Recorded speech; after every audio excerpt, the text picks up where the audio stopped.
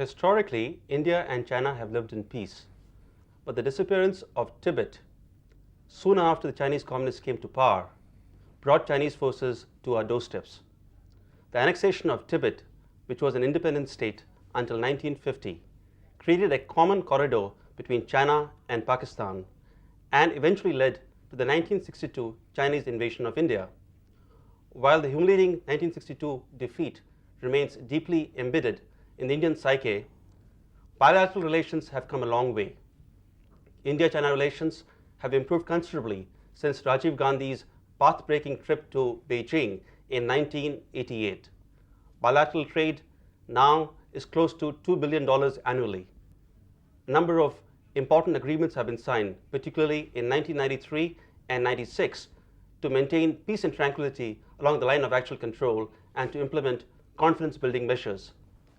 Also, there have been a series of high-level bilateral visits, the latest being that of General Fu, the first Chinese military chief to visit India.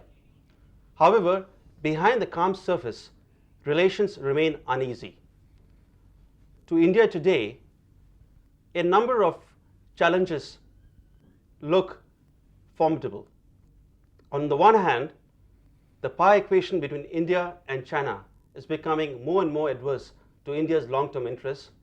And on the other hand, the bilateral relationship with China has not progressed to that extent that Beijing would be willing to pursue a forward-looking policy that does not emphasize the containment of India. To discuss this important issue as to where we are headed in terms of the Sino-Indian relationship, I am joined by three colleagues: Mr. A.P. Venkateswaran, former Foreign Secretary; Commodore Uday Bhaskar, who is Deputy Director of IDSA; and Professor Meera Sena Bhattacharjee. I apologize.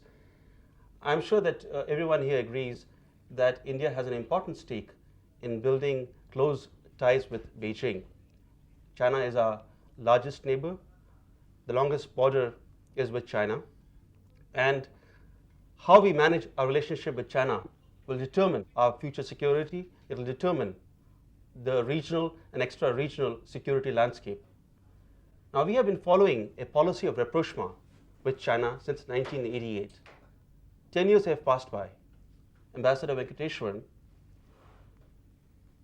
is this policy of rapprochement yielding the dividends that India expected? I don't think so, because any relationship you can define in terms of the glass is half full or the glass is half empty. I would say that at the moment we are in the midway mark, which is neither positive or negative, it's just neutral. And our relationship has been compounded by the fact of what is perceived by us, at any rate, as a nexus between China and Pakistan. Even the latest launch of the Gauri missile by Pakistan is seen as an active assistance by China in that field. Uday, if I can ask you, is this policy of rapprochement that we have been pursuing, does that allow China to engage and contain India simultaneously? Is that aiding China's interests rather than our interests? Brahma, I think this is not an easy yes or no answer, because in a way, the Sino-Indian relationship over the last 50 years, from 47 in our case, 49 with them, right up to the end of the Cold War, including the 1962 experience that we went through, and in the post-Cold War, is in a way reflective of the strategic culture of both the countries. You can see that China is approaching not only the bilateral relationship, but its larger South Asian policy in a certain assertive manner with a certain degree of clarity and purpose. Whereas the flip side is that the Indian approach, both over the last 10 years and in the period preceding, has been characterized by what I would call the major elements of Indian strategic culture, which is a certain degree of diffidence, a certain degree of reticence, and I would also go to the extent of saying the reluctance to grapple with macro power, which is why I would say in the last 10 years we have remained in what Ambassador Venkateswaran just described as the neutral level. Meera, if I could turn to you, it goes without saying that we should not do anything to inflame bilateral tensions with China. We should do everything to improve that relationship. But how do you view our diplomatic approach towards China? Is it soft? Is it adequate and tough? How do you view our diplomacy? I think that I tend to agree with both the earlier speakers that our diplomacy needs to have perhaps more teeth, if diplomacy ever has teeth. And I'm talking now symbolically. I think we need to know what we want out of this relationship with China. I think we need to know what we want in very concrete terms as far as the territorial issue is concerned. I think we need to know what we want out of a relationship with China in the larger regional context as well as in the larger global context. You talked about the asymmetry of power today between China and India. Now, one thing we must bear in mind is that China is always playing a game at the global level. Let our horizons not be limited to the regional or even to the Asian horizon. I think we too have to look beyond, which means that we have to, I personally feel, we have to do a lot of hard thinking as to what the world is like after the end of the Cold War. What is the real nature of our dispute with China? How can we manage this dispute so that it doesn't tie us into a position of perpetual enmity without loss of national interest? And how do we then proceed to use this relationship with China to build a better relationship in our neighborhood and to improve our status in the region and in the world?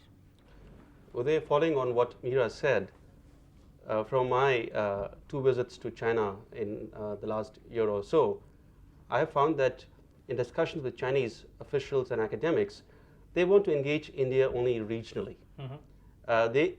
Where they want to engage India globally is on few issues that really are of concern to them. For example, human rights, WTO, but not on other global issues. Otherwise, they see India as a regional power, should be dealt with regionally. As you would recall that we were supporting China's membership in the UN from the very beginning. And even after 62, after that invasion, we still supported China's membership of the UN. And today we find that China is not supporting India's membership in EPEC. For example, last year when EPEC's membership was expanded, there was no formal public commitment of China to support India's EPEC membership. And there is no public commitment as of now that they would support India's membership of the UN. Now, what's your response to this? Brahma, my response is basically to say that China is exuding, reflecting its own strategic culture, which is one of ruthless pursuit of the national interest. I'm afraid India has never behaved like that, because over the last 50 years, we have deified the power of principle. We have stood for various principles: equity, disarmament, the end of colonialism, various principles. You asked a question about, is Indian diplomacy too soft in terms of our dealing with China? That's right. I think it begs the question that diplomacy is only as effective as the force and power that backs it. And in this whole relationship, the asymmetry is, on one hand, you have a strategic culture that is very clear, very assertive, very aggressive. Whereas in our case, we are not willing to recognize that if you want to realize the power of principle, you must understand the principle of power. That's why in 54, we were arguing for them to get into the Security Council, and now we are hoping that we'll get a return after 40 years. That's not how international relations works. It's amoral, ruthless pursuit of national interest. We've never had that particular quality. Correct me if I'm wrong. Venkat, if I could ask you, the main weakness in our China policy at the moment is the fact that we lack real leverage against China. And leverage can be built not only on the basis of domestic strength. Of course, domestic strength is very important. Economic and military muscle is the key element. But in addition to that, the vitality and dynamism of diplomacy is also important. For example, how we forge external strategic relationships is an important issue. Now, looking at China, the fact that it's rapidly growing economically and militarily, and sitting, on our borders as a mighty rising power, which likes the world to believe it's already a superpower, what kind of diplomatic approach should we pursue in the larger Asian context? Should we be pursuing close strategic ties with countries that share our common concerns in regard to China? I would certainly say yes to your last statement. But let me add something here. It is not that Indians didn't understand what was happening, but we were too nervous and diffident, as Uday Bhaskar said, to pursue our national interest. When China entered Tibet, we had the most beautiful telegram I have ever read from our representative in Lhasa, who said, the Chinese have entered Tibet, the Himalayas have ceased to exist. And our first Prime Minister, Jawaharlal Nehru, told him to shut up. And that's what happened. So we refuse to look at the facts in the face. The Chinese always do. They may modify their position depending upon the realities on the ground, but they see things as they are, whereas Indians tend never to see things as they are. And as one of the Rand Corporation experts who wrote a book on India's strategy said, India has no strategy. I don't agree with him. India has a strategy, but the strategy should be pursued by the political leadership. I would like to strike a blow for Indian diplomacy. Indian diplomats cannot make foreign policy. They can only advise the political leadership. And most of the time, the Indian political leadership does not take a decision because it's easier to let things by rather than take a position. If we could turn to the border problem that we are having with China, and I'm reminded of the letter that Siddharth Patel wrote to Nehru way back in 1950. With great foresight, he said that historically India was normally defending one frontier, the western frontier, the northwestern frontier. Now a second frontier has opened up, and for generations to come, Indians will have to pay a price. And I think the problem that we are facing today is a serious, complex problem. You as ambassador and also as secretary in the External Affairs Ministry in Delhi were involved deeply in the border negotiations. Now these negotiations have been going on since 1981. 17 years have passed by. And far from a resolution of the border dispute, even the line of actual control has not been defined. There are 6 major pockets that remained to be defined. And yet we signed this important agreement in 93 to maintain peace and tranquility along the line of actual control, a line that the Chinese do not recognize. And as a consequence, we find that instead of military incursions decreasing, incursions are taking place at new points. You are quite right. In fact, let me add a little additional information. The agreement on peace and tranquility along the line of actual control was reached in the senior official level talks in 1983, 10 years before it became an agreement with China. At that time, the Chinese refused to say where is this line of actual control running. Therefore, there was no point in making it public. But 10 years later, under Prime Minister Narasimha Rao, we suddenly saw a benefit in making it public and to say that we have now peace and tranquility on the line of actual control. So an old agreement was dusted and it means nothing, because if you don't know where the line runs, where are you maintaining your peace and tranquility? Mira, General Fu, other day, when he was asked about this problem, the fact that we don't have a line of actual control that's clearly defined, he said we have to be patient and this is a gradual process. Now, after 17 years, if you don't even have a line of actual control that's recognized mutually, and for 17 years the Chinese have been promising to exchange maps with India, showing the respective border positions, and this has not happened. Now, will the issue of LAC clarification be a slow and gradual process? And if so, then how many decades will it take to resolve the border dispute? See, I think by definition, it's going to be a slow and gradual process. Now, there are 3 things here we have to look at. Excuse me. One is, what do we mean by line of actual control? There are 2 distinct meanings to it. A political meaning, which the Chinese first gave to it in 1958, a meaning of military positions on the ground that we have given it since 62. That's one point. We have to clarify which meaning we are dealing with. The second thing is, do we know what is the line of actual control that is beneficial and advantageous to us, and have we communicated it to the Chinese? You said earlier there are 6 points. On the border, I'm told there are between 6 and 10.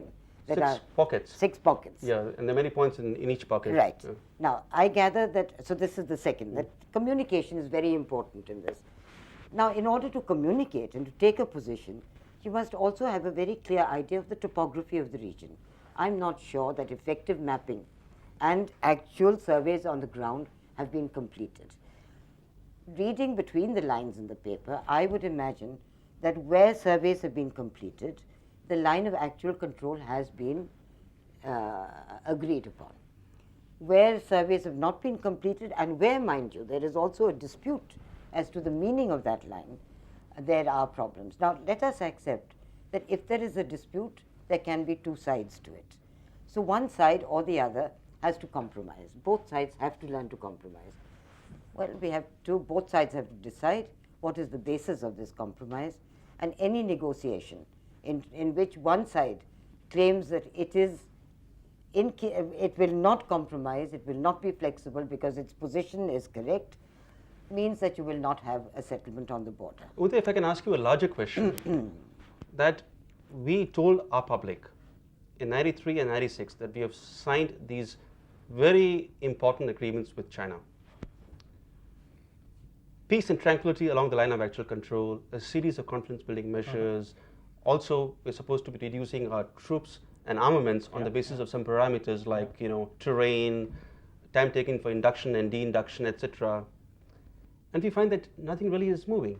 And President Jiang Zemin came to India in late 96, a lot was promised and nothing happened beyond that. My question to you, are these agreements of 93 and 96 really working? Brahma, I think they are working. I would like to take the view that the glass is half full, because if you look at the Sino-Indian relationship over the last 10 years, there are some modest developments that one could look at in a positive sense, because I often say that things could have been worse. Things would have been worse, in my view, for instance, if the 88 visit had not taken place and Sino-Indian relations were frozen at a pre-88 point.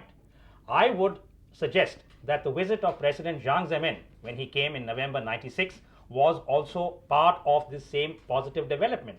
General Fu coming here, in my view, is also an important indicator. He is the first Chinese PLA CGS, Chief of General Staff, to come here.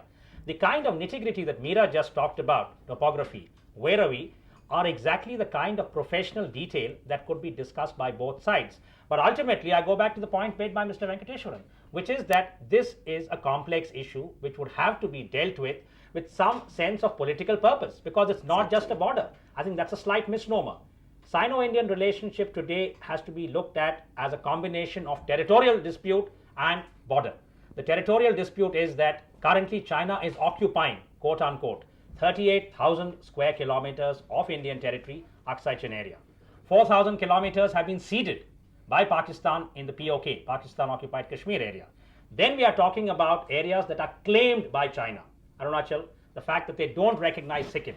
So you can see it's a mix of territorial areas, of a border that needs to be then defined, and the larger political problem. So I think we are moving, maybe it's the view of an optimist or someone who's looking at the positive things. I only keep saying that things could have been worse, but by the same token, let me add, I think we could have played better poker than we did with the cards that we had.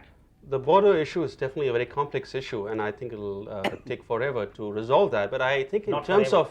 of not forever. well, looking at the pace of the border negotiations, the fact that we don't even have an LSE defined, but I think it raises a very fundamental issue. A line of actual control is an area which is recognized by both sides on the basis of respective military positions, the border positions that each side has, and that's the basis of the agreement that we had initial with them in the early 80s. And in 96 document, we also have a commitment to exchange maps. Now these maps are not being exchanged, and I wonder whether by not exchanging maps, is there a certain political strategic advantage for China? By not exchanging maps, do they keep us under strategic pressure? Is there a motivation? The short answer is yes. Yes, yeah, absolutely. And I am afraid that we are again falling into a kind of syndrome as we did in the 50s, where in spite of all the indications being that we are losing out and that the statements made by China on the border, when Zhou Enlai came in 56, he made a statement in a public rally that India and China have had a glorious era of friendship, and we have had a 2,000-mile traditional customary border which has never been violated. But then there was no intention of defining where the traditional customary border ran. We took it as being the Himalayas, and we were in for a very nasty surprise subsequently.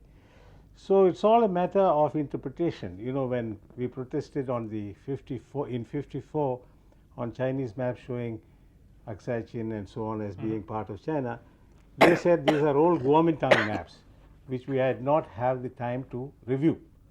And so we jumped to the conclusion that they accept our maps, but they didn't. So 5 years later, they said, yes, these maps, the old Kuomintang maps, are correct delineation of our territory. And we felt we had been cheated. That was also wrong on our part. Yeah. But I think if an ill-defined LAC and an unresolved border problem provides China additional leverage against India, then of course not going to make progress on that front. And that raises the question, are we lulling ourselves into make-believe security by playing up the importance of the 93 and 96 agreements? Venkat, that's a question to you. Well, I will reply to that very succinctly. China does not see a threat from India. China sees a threat from somewhere else, because China is the last remaining evil empire, to use President Reagan's Term. expression about the Soviet Union at that time. So the Chinese will like to keep India on her side. The question of how much on her side will depend on us, not on her.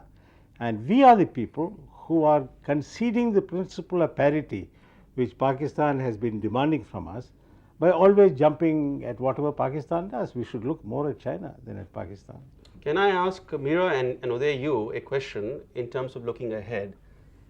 We know what the problems are, and the immense problems between India and China. On the border issue, for example, the territorial problem is immense. LAC has not been demarcated. But putting all that aside, what can we do in terms of our diplomacy, military posture, in terms of our own domestic capabilities, to convince China that it should focus on engaging India in a constructive manner and not seek to weigh down India through Pakistan or Myanmar? Yes, Uday? I would like to answer that question, if I may. Well, I think, that this question of, you're now focusing on what China wants to do to us. So let's look at everything from that perspective. If China is playing this large global game, which I would assert it is, and agree with Venkat that China's concerns come from an entirely different quarter, and it would like to keep its western and southern borders with us as stable as possible. In that context, I think that we do not have to worry about China putting additional pressure on us. I'm taking it for granted, for instance, that any government and any country will acquire the kind of national strength that it requires to defend itself from any quarter. I'm taking that as a given. If we don't do it, it's our problem. It's not something that China has foisted on us. Now, in terms of the future, we're living in a very complicated world. For us to think that every action of ours is anti-China, or for China, every action of China's is anti-Indian, makes it very difficult for us to manage even our security environment or our political opportunities. Now, let's separate all these. There is a territorial problem. We are dealing with it. The process is slow. The issue is far more complicated than we are able to discuss here. The line of control, actual control, is not a line. There's much more to it than just that. So while that process continues, let us wish them well, because the earlier we have a border settlement, the earlier we can begin tackling larger political issues. This is something basic. Let's get rid of it. The second is, what about Pakistan? Now, Pakistan is also in our region. Now, India, it is for us, I think, to recast our role with our neighbors. Uday? And we must, for a while, settle up. We must learn how to manage our problems with our immediate neighbors so that no third party is able to take advantage of the differences. For the post-Cold War Brahma, I am a firm believer that it is not characterized by unipolarity. It is characterized by promiscuous polarity. All the major powers interact with each other, and yet they differ with each other.